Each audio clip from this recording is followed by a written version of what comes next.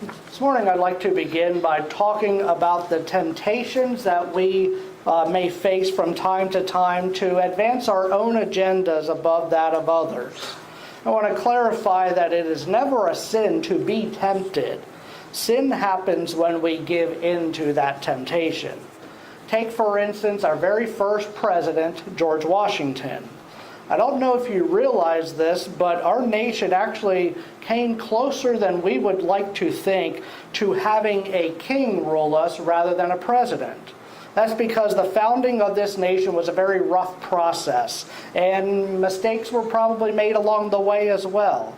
Without getting into a big civics lesson this morning, I just want to say that the Republican form of government, which is what we have, we are not a true democracy, as many people think, by the way. We are a republic. But that form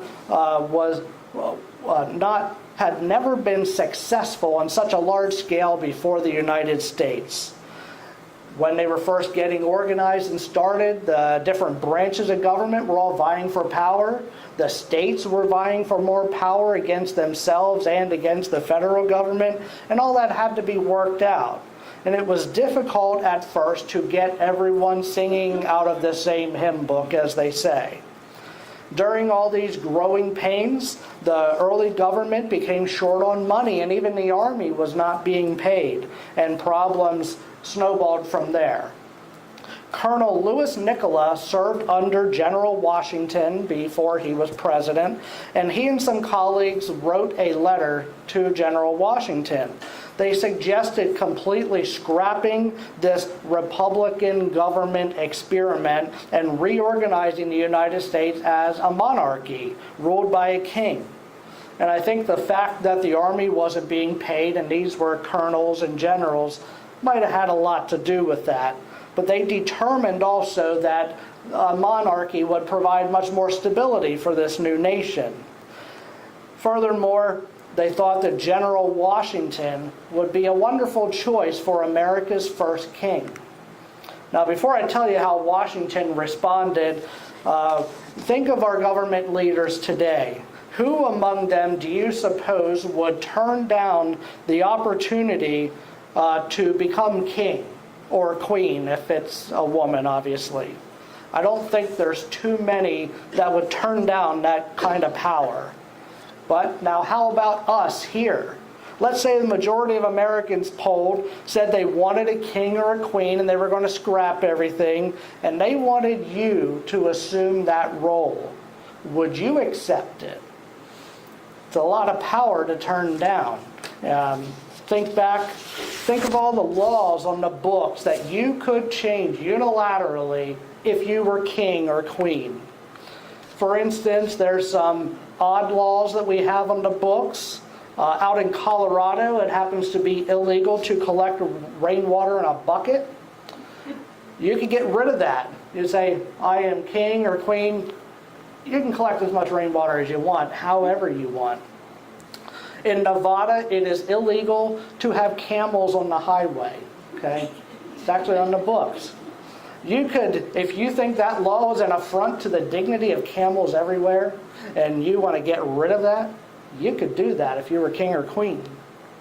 Or, one of my favorite is in Mobile, Alabama, it is illegal to engage in the terrible act, unconscionable act, of throwing confetti and shooting silly string. Not allowed to do it in Mobile, Alabama. So, if you're a king or queen, you could do a complete 180. You could order people to throw confetti and to shoot silly string rather than outlaw it. Now, back to George Washington for a minute. He responded to this letter with the suggestion that he pursue becoming king, and he wrote a letter of his own. It was a short letter, and this is just a very short portion of it. He wrote, "Let me conjure you then, if you have any regard for your country, concern for yourself or posterity, or respect for me, to banish these thoughts from your mind, and never communicate as from yourself or anyone else a sentiment of like nature." So in case you don't completely grasp what the general was saying, for the good of the country, he's saying let go of this notion and Don't even tell anyone you even thought it.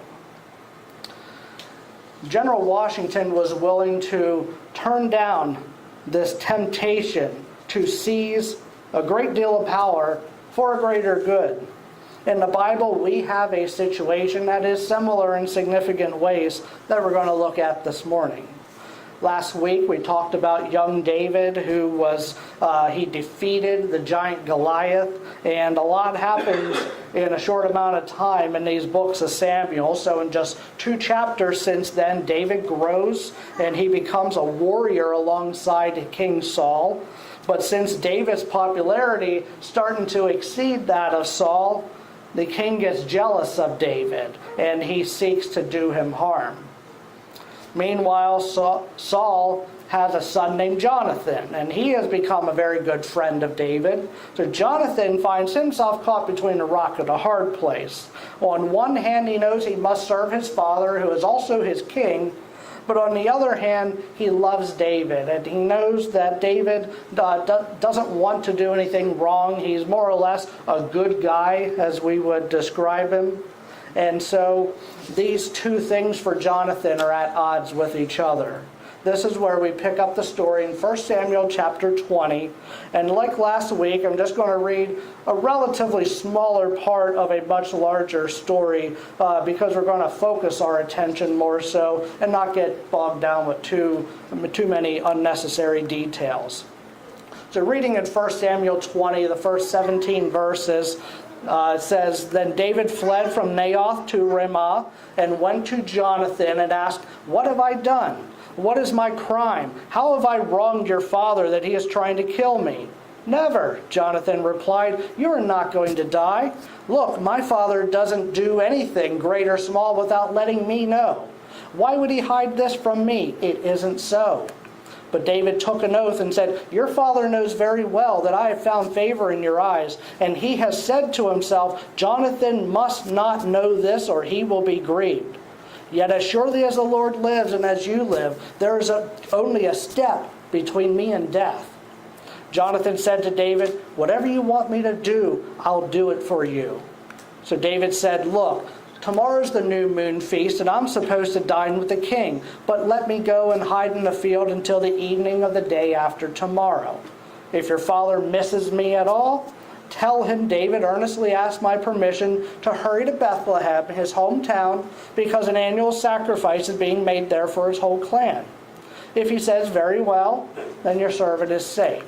But if he loses his temper, you can be sure that he is determined to harm me. As for you, show kindness to your servant, for you have brought him into a covenant with you before the Lord. If I am guilty, then kill me yourself. Why hand me over to your father? Never, Jonathan said. If I had the least inkling that my father was determined to harm you, wouldn't I tell you? David asked, Who will tell me if your father answers you harshly? Come, Jonathan said, let's go out into the field together. So they went there together. Then Jonathan said to David, I swear by the Lord, the God of Israel, that I will surely sound out my father by this time the day after tomorrow. If he is favorably disposed toward you, I will not send you word and let you know.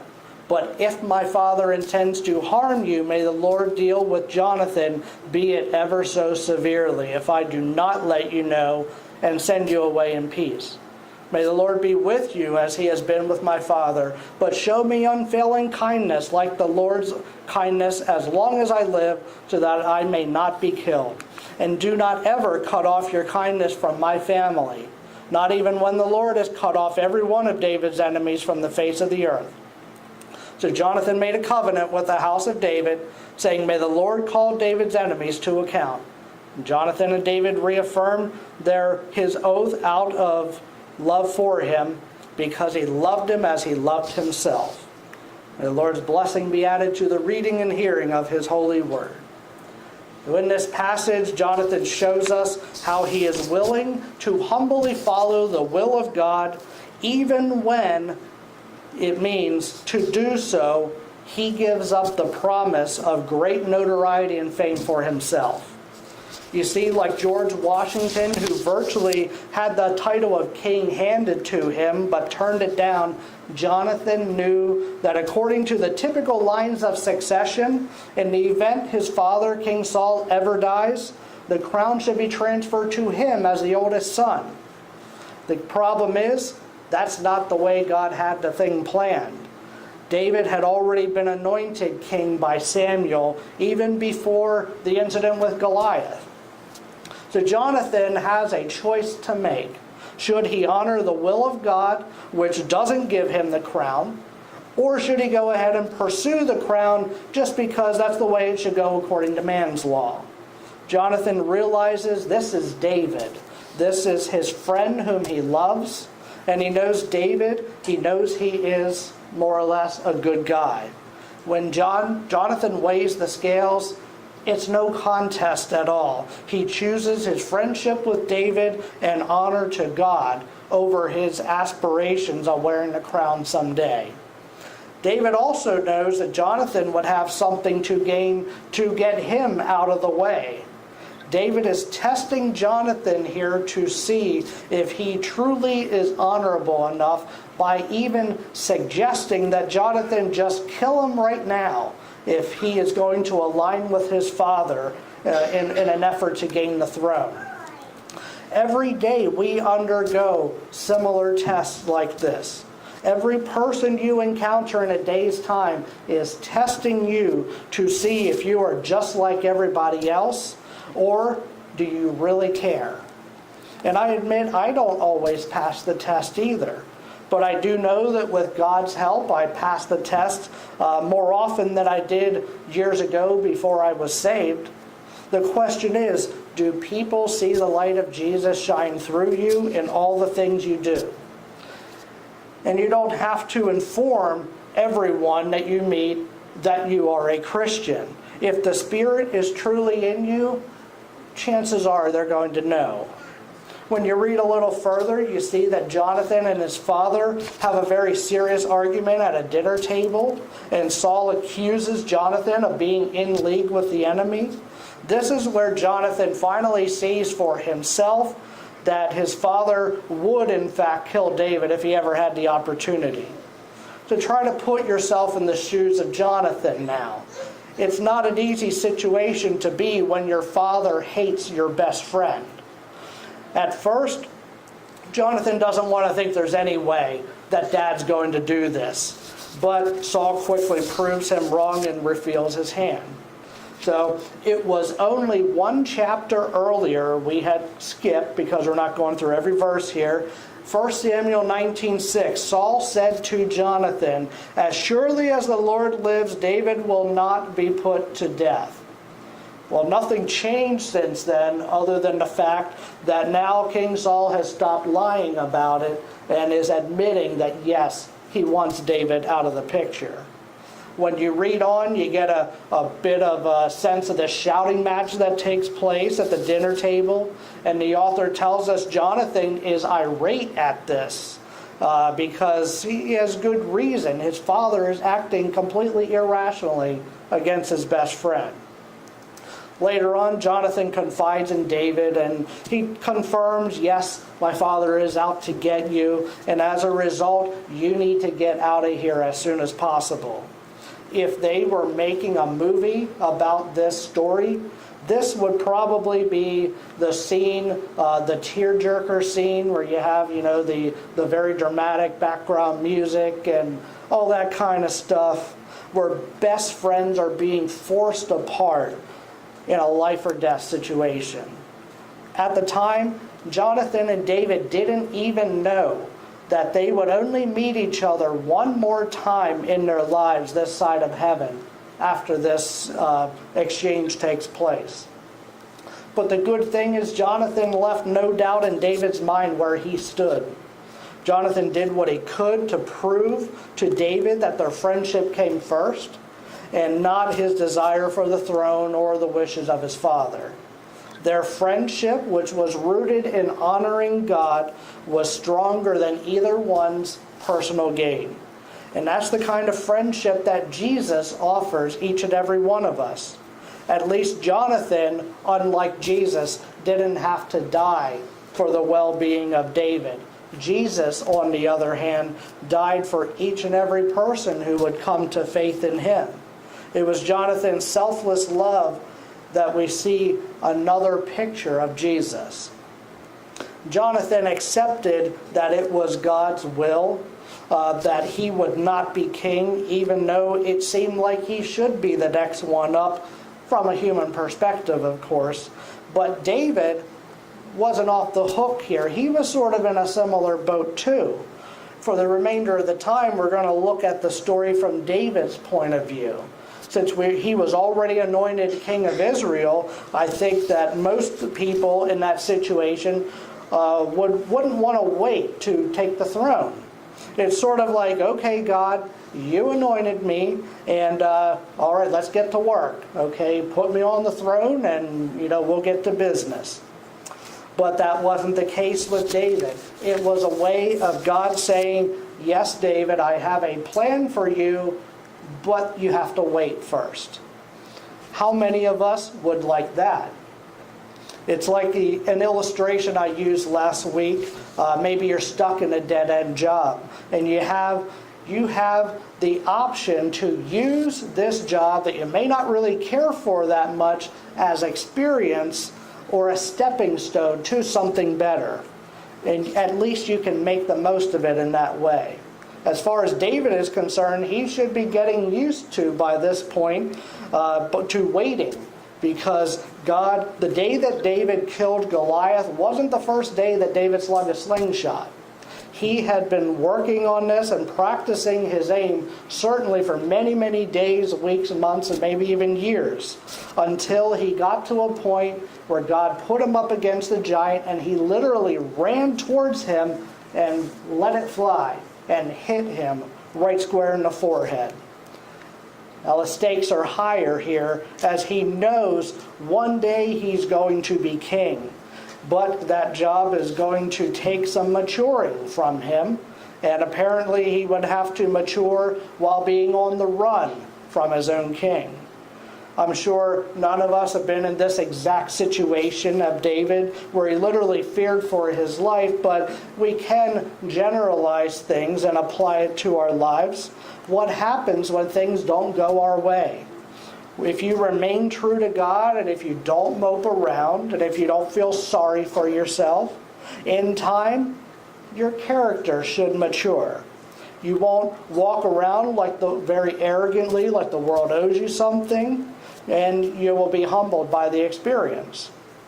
When you are humbled, guess what happens? You learn to depend on God. As a fugitive on the run, David was going to have to learn to depend on God.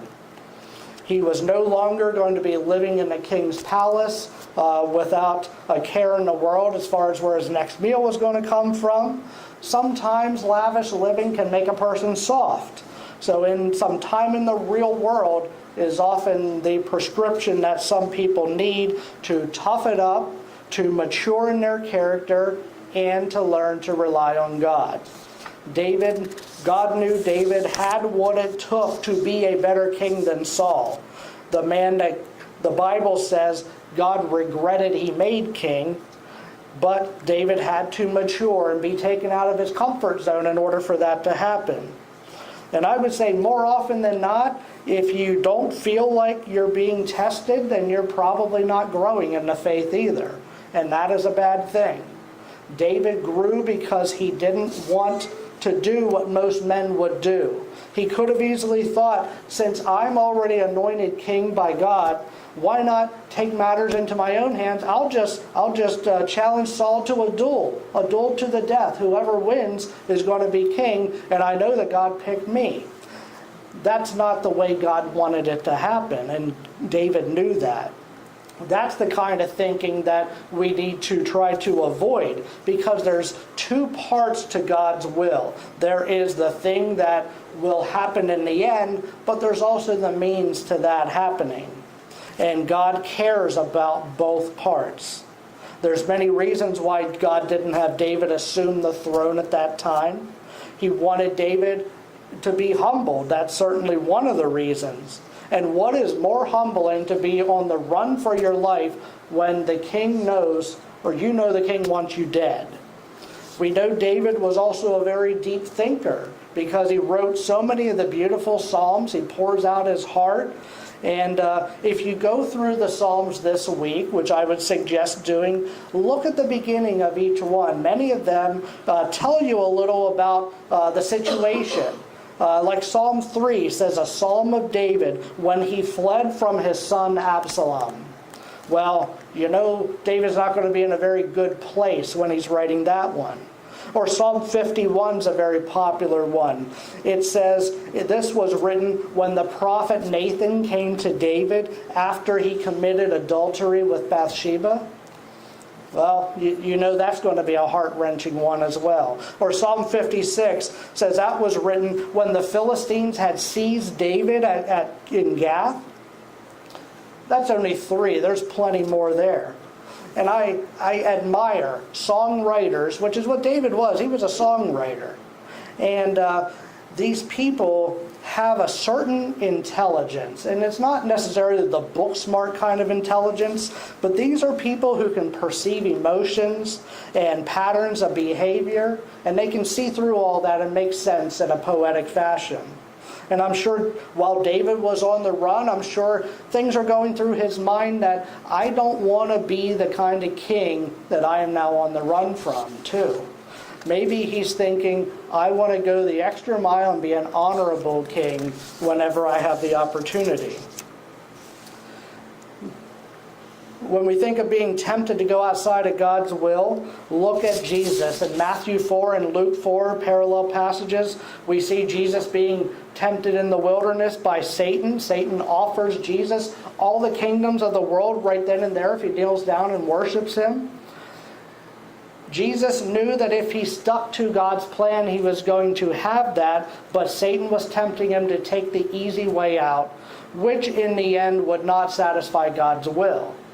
So, it's also like this is in the middle of the wilderness. Who else is going to see?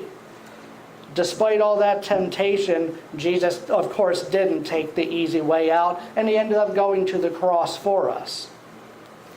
Jesus was sold out to do God's will, and so he didn't take the easy way out, which was idolatry, worshiping Satan, worshiping anyone except for God.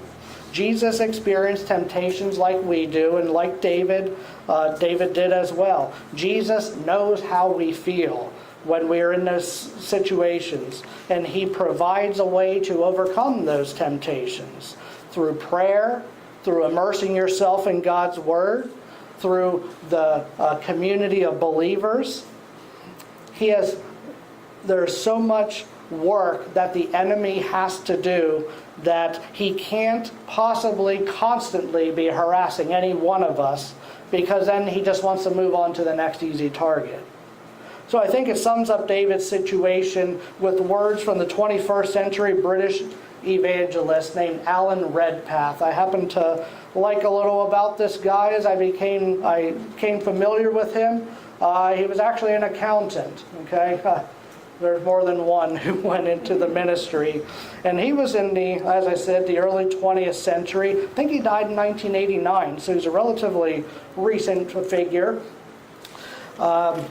He once said, "A throne is God's purpose for you, a cross is God's path for you, and faith is God's plan for you."